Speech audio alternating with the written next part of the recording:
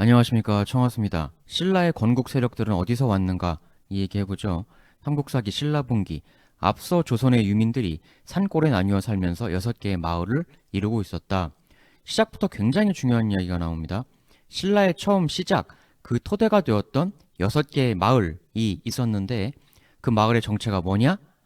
조선의 유민들이 만든 마을이다. 이렇게 나와 있습니다.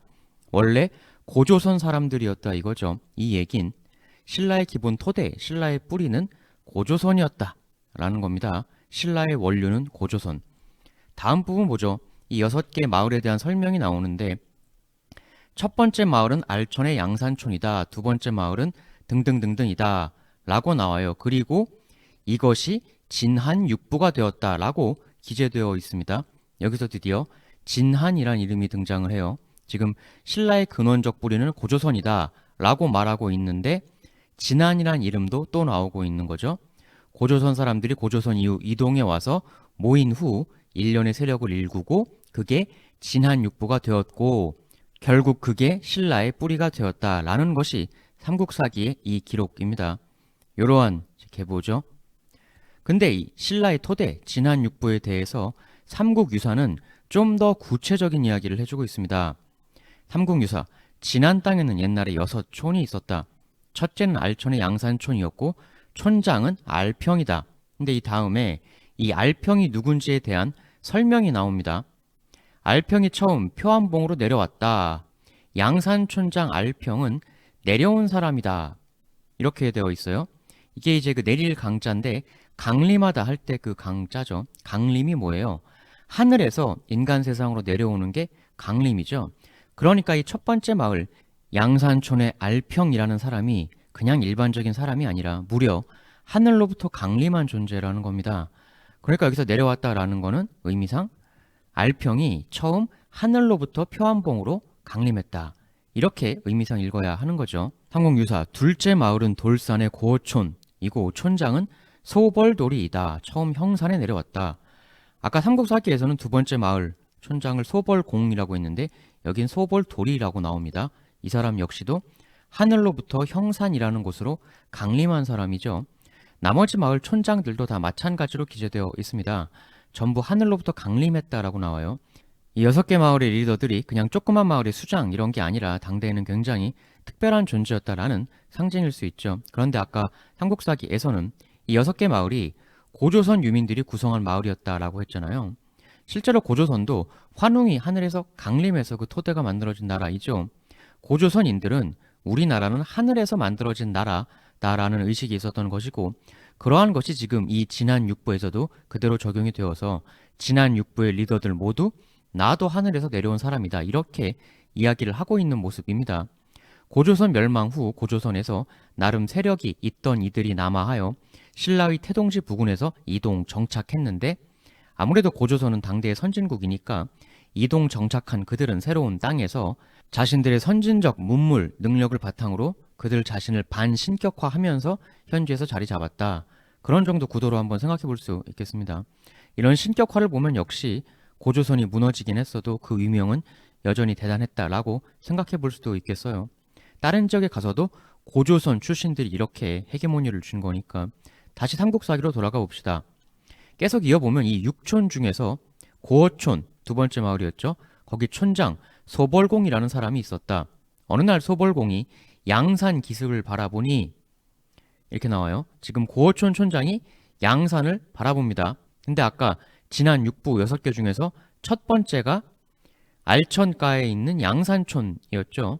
지금 알천이라는 물, 하천이 하나가 있고 그 옆에 양산이라는 산이 하나 있었겠죠. 그리고 거기에 양산촌이 첫 번째 마을, 첫 번째로 언급이 되고 있으니까 어떤 의미로든 6개 마을 중에 퍼스트 의미이겠죠. 그런데 두 번째로 언급이 되는 돌산의 고어촌, 촌장이 지금 퍼스트 마을이 있는 양산을 바라보고 있다 이거예요. 왜 바라보냐? 뭔가 이유가 있으니까 바라보겠죠. 소벌공이 양산 기슭을 바라보니 나정 옆의 숲 사이에 말이 무릎 꿇고 앉아 울고 있었다. 지금 나정이라는 지명이 또 나와요. 양산 기슭에 있는 나정. 이 나정이요. 한자가 이겁니다. 이 정자는 우물 정자죠.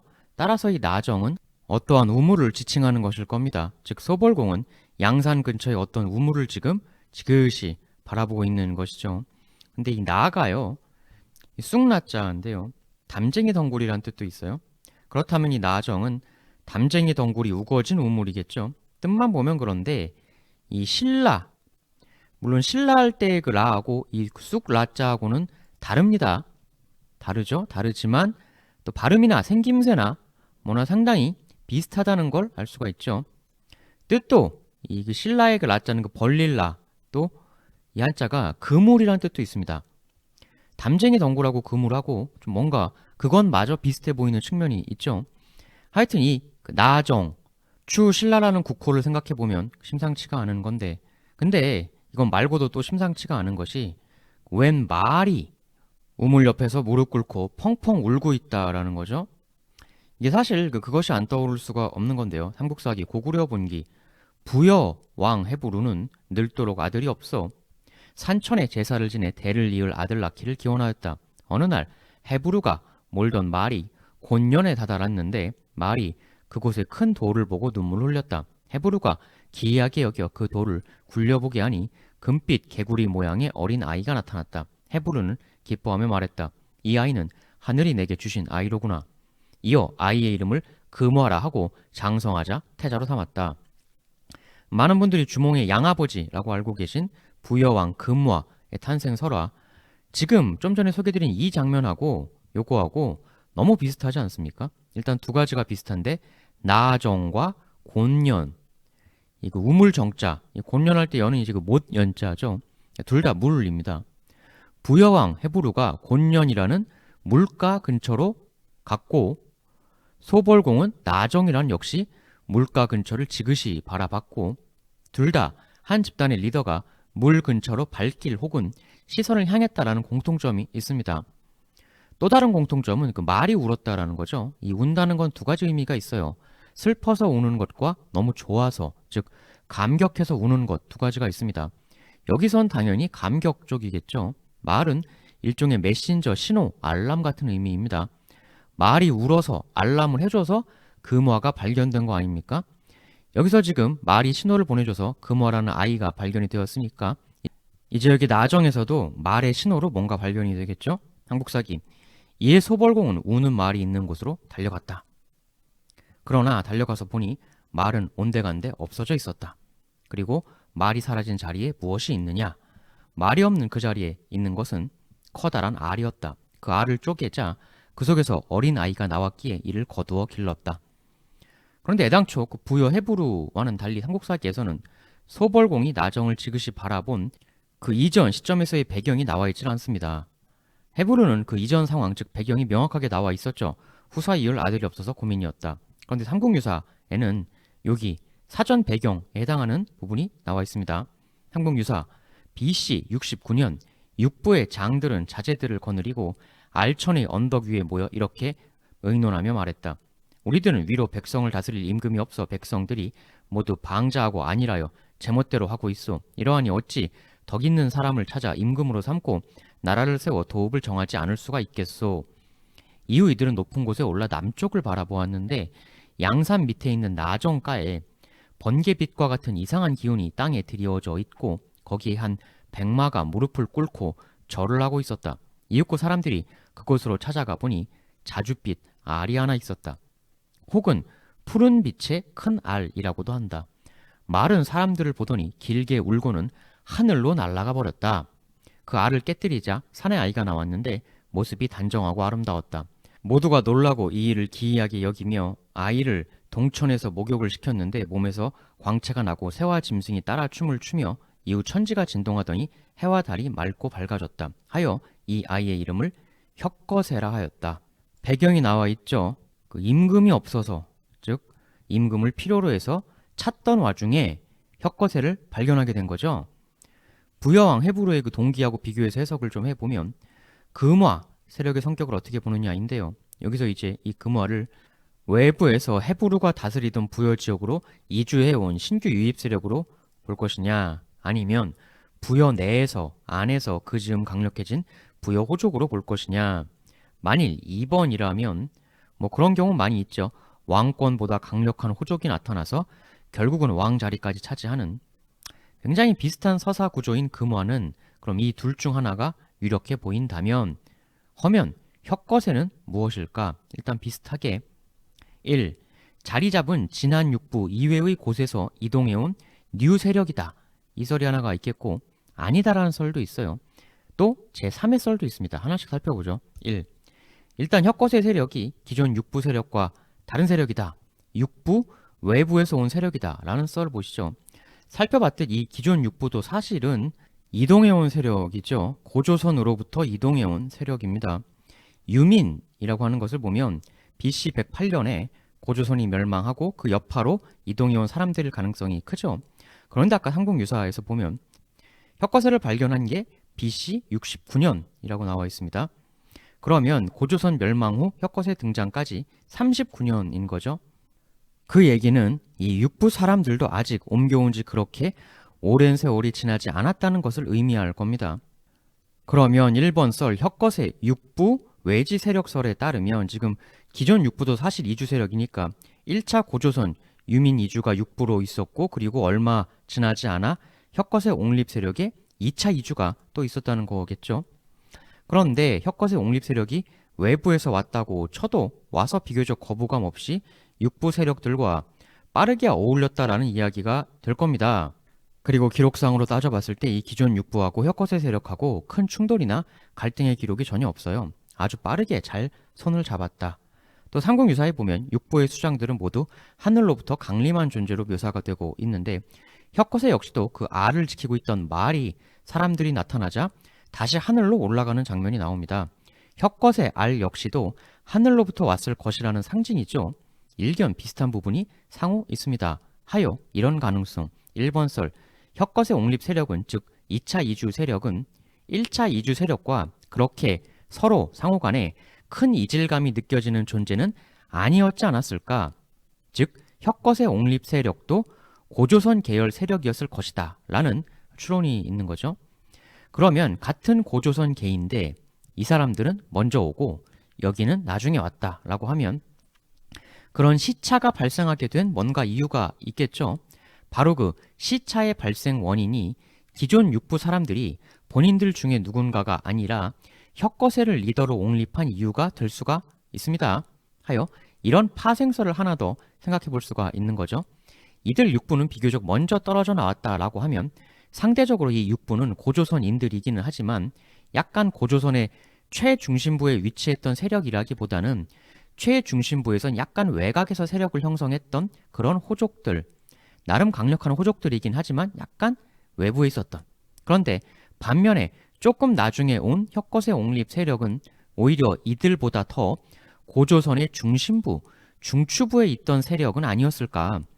늦게 왔는데 오히려 우리들의 임금이 되어 주십시오 라고 떠받들었다는 이야기는 기존 고조선이라는 세계 안에서 이들보다 혁거세 옹립 세력이 한 단계 더 위였기 때문에 그랬던 것은 아닐까.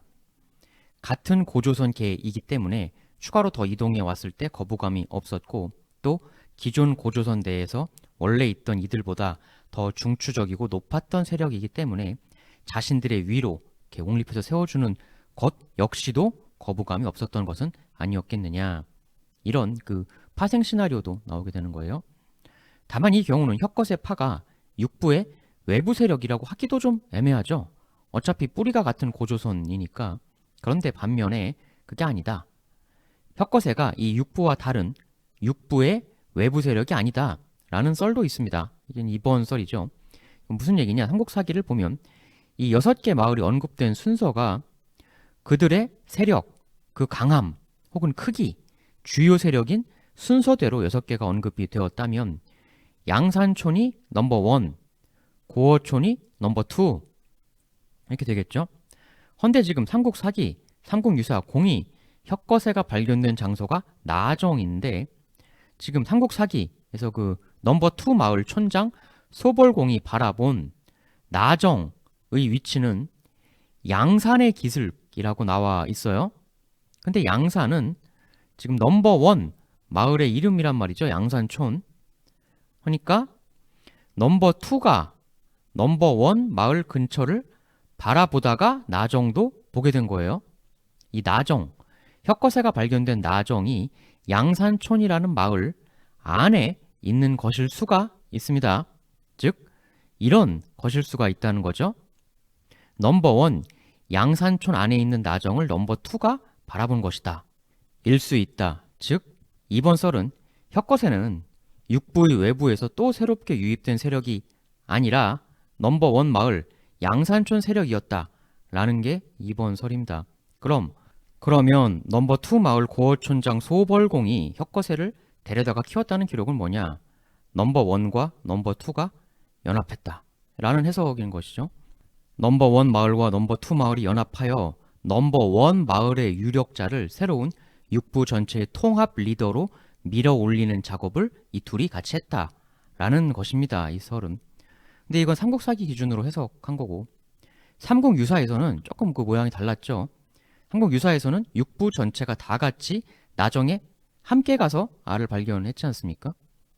삼국유사에서 역시 양산 밑에 있던 나정이라고 되어 있었으므로 나정 세력, 즉 혁거세 세력과 양산촌 넘버원 마을은 뗄래야 뗄 수 없는 관계처럼 보이고, 삼국유사는 넘버원, 투뿐만 아니라 육부 전체가 넘버원 마을 양산촌의 리딩 하에 함께 모여 애초에 그들이 모인 미팅 장소도 알천의 언덕 위, 즉 넘버원 마을 양산촌이었습니다.